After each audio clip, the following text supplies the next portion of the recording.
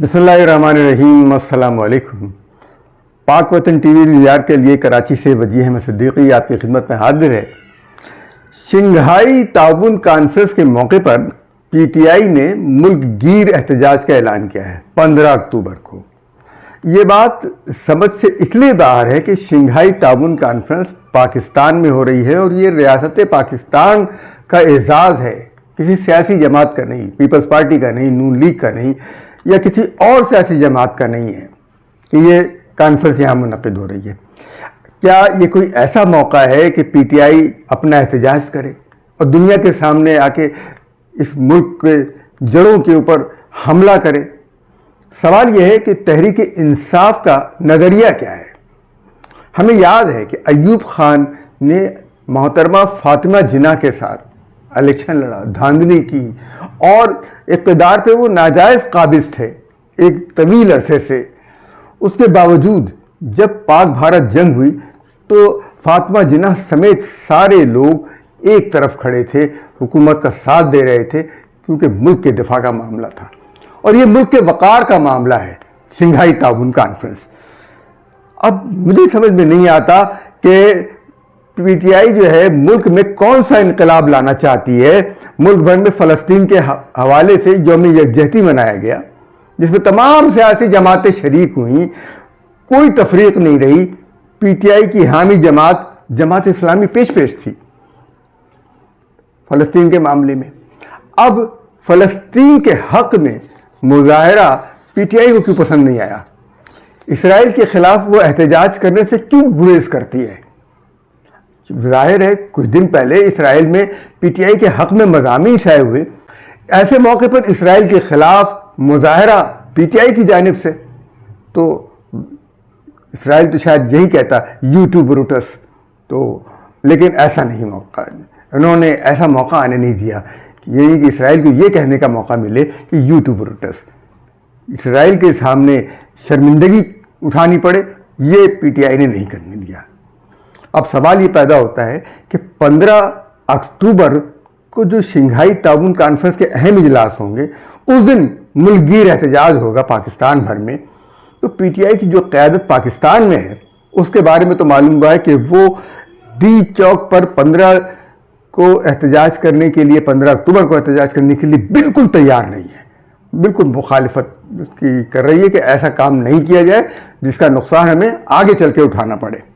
لیکن بیرون ملک مقیم قیادت جو ہے وہ بھارت کے ساتھ رابطے میں ہے اور اس حوالے سے ان کی فنڈنگ ہو رہی ہے، پتہ نہیں بھارت کے ساتھ ہو رہی ہے کہ اسرائیل سے ہو رہی ہے، ہمیں یہ نہیں معلوم، لیکن معاملات یہی ہے کہ اسرائیل کے خلاف کوئی مظاہرہ ہو رہا ہے، اس کے اندر شریک نہیں ہو رہی، اسرائیل میں ان کے بارے میں مضامین شائع ہو رہے ہیں اور ان کے لیے حق میں باتیں ہو رہی ہیں، تو اس احتجاج کے لیے رقم کی فراہمی بھی جو ہے مختلف ممالک سے ہو رہی ہے۔ اس کے لیے کہ یہ رقم پاکستان کیسے پہنچے، اس کا بھی انہوں نے ایک بہت زبردست طریقہ اختیار کیا ہے۔ مثلا ایسے لوگوں کے نمبر تلاش کیے جا رہے ہیں جن سے کبھی کبھار ہیلو ہائی ہوئی ہو۔ اب میں آپ کو کیا بتاؤں کہ ایک ایسے صاحب جن سے میری کبھی کوئی بے تکلفی نہیں رہی، کبھی کوئی دوستانہ نہیں رہا، ہاں کبھی کسی دوست کے ساتھ وہ آئے گئے اور ملاقات ہو گئی تو اس حوالے سے کبھی میری ان سے ہیلو ہائے ہو گئی ہو، اس کے علاوہ میرا کوئی اور جان پہچان کا راستہ نہیں تھا۔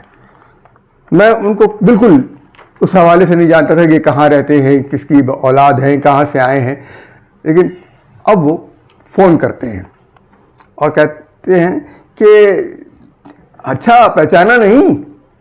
میں کہہ رہا ہوں میں کس کو نہیں پہچانا، کہ یہ آواز میری جانی پہچانی نہیں ہے، میں اس شخص کو جانتا نہیں ہوں۔ اچھا آپ بھول گئے، آپ بڑے آدمی ہو گئے ہیں۔ پھر اور آدمی سوچتا ہے کہ یار واقعی کوئی ایسا آدمی ہے جس سے کے سامنے ہم شرمندہ ہو رہے ہیں۔ اب میرے ٹیلی فون پر اس کا نمبر بھی سیف نہیں ہے کہ پہچان جاؤں کہ یہ کال کس کی ہے۔ اچھا ہوتا یہ ہے کہ ایک صحافی ہونے کی حیثیت سے میں کسی کی کال کو نظر انداز نہیں کر سکتا، معلوم کرنا چاہتا ہوں کہ کون شخص ہے، اس نے کیا بات کہی ہے، لہذا میں کال کو اٹینڈ کر لیتا ہوں۔ تو عثمان نامی شخص یہ مجھ سے بے تکلف ہونے کی کوشش کرتا ہے. مجھ سے کہتا ہے کہ میں امریکہ سے آپ کے لیے کیا لاؤں. اب یعنی لالچ رغبت دینے کی کوشش. میں نے کہا مجھے کوئی ضرورت نہیں ہے امریکہ سے کوئی چیز منگانے کی. تو معلوم کرنے کی کوشش, آپ امریکہ میں کوئی رشتے دار ہیں؟ میں نے کہا ضرورت نہیں ہے میں رشتے دار ہوں یا نہ ہوں اس سے کوئی فرق نہیں پڑتا, لیکن مجھے امریکہ سے کوئی چیز منگانے کی ضرورت نہیں ہے. میرے رویے سے اس کو اطمینان ہوتا ہے کہ شاید ان کا کوئی رشتے دار امریکہ میں نہیں ہے, اس لیے یہ بات ایسی کہہ رہے ہیں. نہیں میں پھر بھی کچھ آپ کے لیے اپنی مرضی سے لے آؤں گا. میں نے کہا تب بھی میں نہیں پسند کروں گا کہ آپ میرے لیے کچھ لے کر آئیں. لیکن الحمدللہ میرے امریکہ میں عزیز رشتے دار موجود ہیں, دوست بھی موجود ہیں, رشتے دار بھی موجود ہیں. میں کوئی تحفہ لینے سے اس شخص سے انکار کرتا ہوں تو وہ تنگ آ کر کہتا ہے کہ ٹھیک ہے میں اپنی مرضی سے کچھ لے آؤں گا, لیکن ایک چھوٹا سا کام ہے آپ وہ میرے لیے کر دیں. میں نے کہا ضرور, تمہارا کام کیا چھوٹا سا کام ہے؟